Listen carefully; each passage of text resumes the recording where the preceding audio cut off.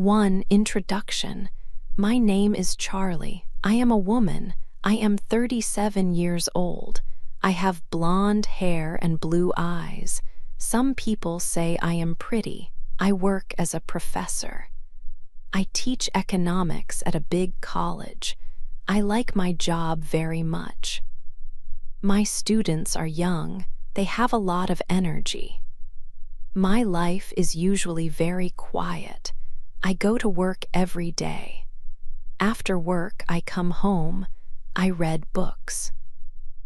I have some friends, but I am not dating anyone. I am single. Sometimes I feel a little lonely in my quiet life. This semester, a new student came into my economics class. His name is Mike. He is very young. He is only 19 years old. He has dark hair and a nice smile. He always sits in a chair near the front of the room. Mike is a clever student. He understands economics well. He asks good questions about the lessons. But sometimes I see him looking at me. He looks at me when I am teaching. He looks at me when I am writing on the board. It is a different way of looking. It is not like how the other students look at me. It is a look I notice.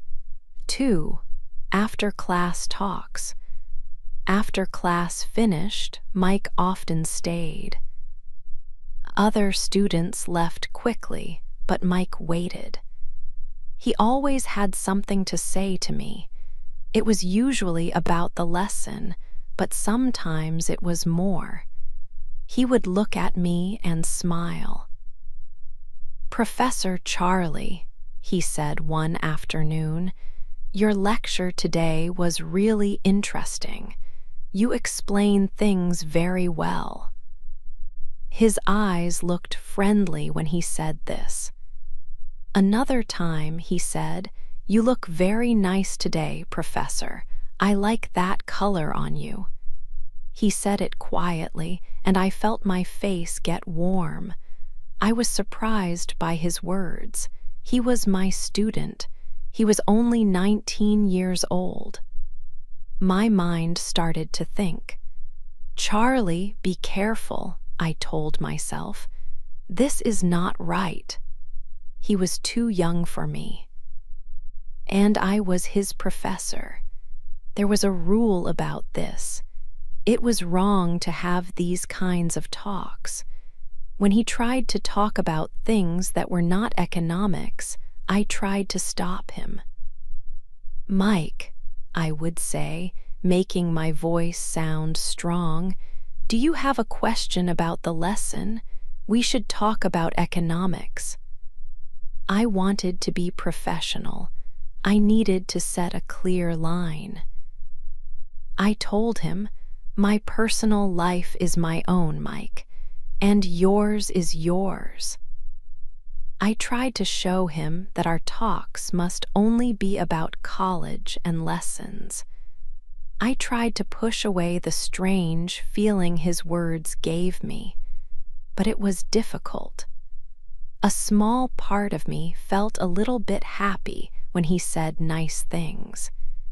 It had been a long time since someone paid me this kind of attention. It felt nice to be noticed, but I knew it was a bad idea. I knew I had to be strong. I had to be careful. He was my student, and that was the most important thing. I tried hard to remember this every time he stayed after class. 3. A holiday away. I tried very hard to be a good professor. When Mike talked to me, I only talked about economics. I said things like, "Do you have a question about the lesson, Mike?" I did not want to talk about other things. He was my student, and I was his teacher. This was very important. I knew it was wrong to think about him in a different way. I told myself this many times. Charlie, be careful, I thought. He is much too young for you. This is not right. I tried to keep a professional distance between us. I did not want any problems at work. My job as a professor was very important to me. It was my life. But Mike continued to look at me in a special way. He continued to smile at me after class. He sometimes said nice things, but I tried not to listen to them. It was difficult to ignore him completely. A small part of me, deep inside, felt a little happy when he paid attention to me like that. It had been a very long time since someone looked at me with such interest. It felt nice to feel noticed again, but I knew it was not right for a teacher and a student. I pushed the feeling away. I focused on my teaching and my research. The weeks went by quickly. The end of the semester was coming soon. I felt very, very tired. Teaching is hard work, and this semester felt harder than usual. I needed a break from everything. I needed to get away from college, from the city, from the difficult feelings I had sometimes. I wanted to forget about work for a while. I wanted to rest and relax. I looked online for a holiday. I found a beautiful island. It was very far away from my home. It looked like a place with lots of sun and quiet beaches. It seemed perfect for a tired person like me. I decided to book a trip there. I thought, I will go to this island. I will sit on the beach under the sun. I will read books and listen to the sea. I will swim in the warm water. I will not think about work. I will not think about college. I will not think about students. I will not think about Mike. I packed my bags slowly. I felt ready for the holiday. I needed the sun and the peace very much. I hoped the trip would help me forget about everything difficult and just feel calm. I just needed a simple holiday away from my normal life. I looked forward to leaving the city and flying to the warm, sunny island. It felt like a good plan, a plan to rest, to forget, and to find some peace. For we meet again. I was on a beautiful island for my holiday. I needed to rest. I was sitting at a bar on the beach. The evening was warm and nice. I had a cool drink in my hand. The sound of the sea was quiet. There was soft music. I felt very relaxed and far away from my normal life at college. Suddenly, I heard a voice. It called my name. Charlie, Professor Charlie. I turned around quickly. My eyes went wide with surprise. Standing there was Mike, my student from college. He was with some friends. I could not believe it. Mike was here on this small island at the same time as me. It seemed impossible. Mike walked towards me. He had that smile he used in class. "Hello, Professor Charlie," he said. "This is amazing. What are you doing here?" I said, "Hello, Mike. I am on holiday." He stopped near my table. His friends were watching. "Wow," he said again. "Meeting you here, it's a crazy surprise." "Yes," I agreed. "A very big surprise." Then he asked, "Professor, I mean, Charlie, please, can I buy you a drink?" I thought about it for a moment. We were not at college now. We were on holiday far away. "Okay, Mike," I said. "Thank you, just one drink." Mike went to the bar. He came back with a drink and sat with me. His friends went to sit somewhere else. We started talking. We had one drink. Then we had a second drink, then a third.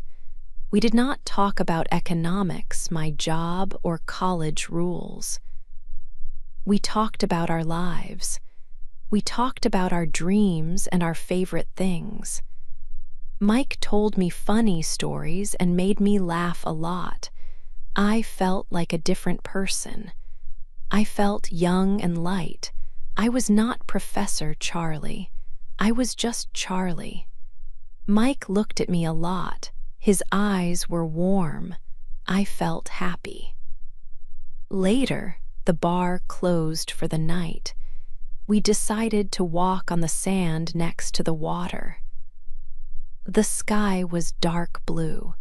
The moon was large and silver. Mike took my hand as we walked. His hand felt warm and strong. My heart started beating very, very fast in my chest. We stopped walking. He turned to face me. "Charlie," he said softly, "you are so different here, away from college, more relaxed, and you are very beautiful." I felt shy, but also very happy to hear his words. He leaned closer to me slowly. Then he kissed me. My mind told me, "No, this is wrong. He is your student." But my body did not listen. I kissed him back. The kiss was long and exciting.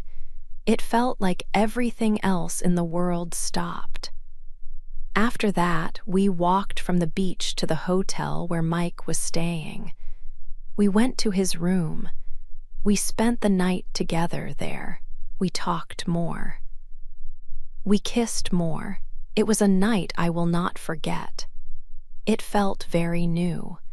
It felt very exciting. But deep inside, I knew it also felt a little bit wrong. He was 19. I was 37. He was my student. But on that island, for one night, we were just Charlie and Mike. 1 night on the island. 1 drink became 2 drinks. Then it was 3 drinks. We sat at the beach bar. The music played softly. We did not talk about economics or college work. We talked about many other things. We talked about our lives. Mike told me about his family and his dreams. I told him a little about my quiet life. We talked about films we liked and music we listened to. Mike's friends were with us sometimes. They were loud and young, but mostly it was just Mike and me talking. He was easy to talk to. He made me laugh many times. I felt happy and light. I felt like I was young again, like I was 20 years old, not 37. I forgot I was Professor Charlie. I was just Charlie, a woman on holiday. Mike was not my student here. He was just Mike, a charming young man. It felt good to be just Charlie with just Mike. The bar started to close. People began to leave. Mike and I walked from the bar onto the beach. The sand was soft under our feet. The sky was dark, but the moon was big and bright. Its light made the sea silver. We walked slowly near the water. The air was warm and soft. It was a beautiful night. Mike stopped walking. He turned to look at me. He smiled his nice smile. "You are very different here, Charlie," he said. Not like in class, more relaxed. I like this Charlie. He took my hand. His hand felt warm and strong around mine. My heart started to beat very fast, like a little bird inside my chest. I did not take my hand away. He looked into my eyes for a long moment. Then he said, his voice quiet, "You are very beautiful, Charlie." I felt my face feel warm. I felt confused. I felt happy. I felt a little scared too. This was happening. This was real. Mike leaned closer to me. He kissed me. It was a soft kiss at first on my lips. Then it became a longer kiss. My mind told me, "No, Charlie, stop. This is wrong. He is your student." But my body felt warm. My heart felt full. It said, yes. My body and my heart wanted this. We kissed more on the beach under the moon. It felt exciting and a little bit wild. After some time, Mike asked if I wanted to come back to his hotel room. I said yes. We walked from the beach to his hotel. His room was small. It looked like a young man's room, a little bit messy. We went inside. We talked more. We kissed more. We spent the night together in his room. It was a night I will not forget. It felt very new and very exciting. It felt like I was doing something I should not do. It felt a little bit wrong. But in that moment, it felt right. 6, back home and the cold truth. The next morning, the sun was bright. I woke up in Mike's room. My head felt heavy. First, I felt a strong wave of guilt. What did I do? He was my student. This was wrong. But then I also felt a strange happiness. The night before felt good. I liked being with him. I felt alive. Mike woke up. He smiled at me. "Good morning, Charlie," he said. He seemed happy too. We had breakfast. It was a little quiet at first. I knew I had to say something. "Mike," I said carefully, "last night. Back at college, it can't happen again." I felt nervous. He looked at me.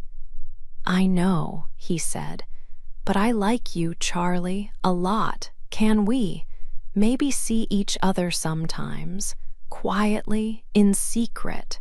He looked serious. A part of me wanted to say yes. My heart felt warm when he said he liked me. Maybe we could be very careful. Maybe it could work. "Maybe," I whispered, "we would have to be very, very careful." The holiday ended too quickly. We were back in the city, back at college. Everything felt different. In class, Mike did not look at me. He looked down at his book the whole time. He did not smile. He did not try to catch my eye. After class, he did not wait for me. He quickly left the room with his friends. He seemed like a different person. He was the student again, and I was the professor. But he was cold. I felt confused and hurt. Why was he acting like this? I sent him a text message. "Hi, Mike. Are you okay? Can we talk?" He did not write back. Days passed. He continued to ignore me. I felt a knot in my stomach. What was happening? One afternoon, I was walking near the student cafe. I heard loud voices and laughter. I heard Mike's voice. He was with his friends. I stopped for a moment. I heard one of his friends say, "So, Mike, did you really do it? With Professor Pretty Eyes on the island?" Mike laughed. It was a loud, proud laugh. "Yeah, man, easy. Won the bet, £100. She was all over me after a few drinks on the island. Told you I could get her. Pay up." My body went cold. My blood felt like ice. A bet, a dare, £100, all of it. The looks, the words, the night on the island. It was all a game to him, a cruel game to win money and look good to his friends. My heart felt like it broke into many pieces. I felt sick. Stupid. So stupid. And used. He used me. 7, my life falls apart. Hearing those words, my body felt like ice. It was all a game, a cruel game, a bet for a small amount of money. I felt a terrible sickness deep inside me. My head was spinning. I felt so incredibly stupid. How could I have been so blind? How could I trust him? I wanted the ground to open and swallow me whole. I wanted to run away and never stop. Life at the college changed immediately. The friendly faces were gone.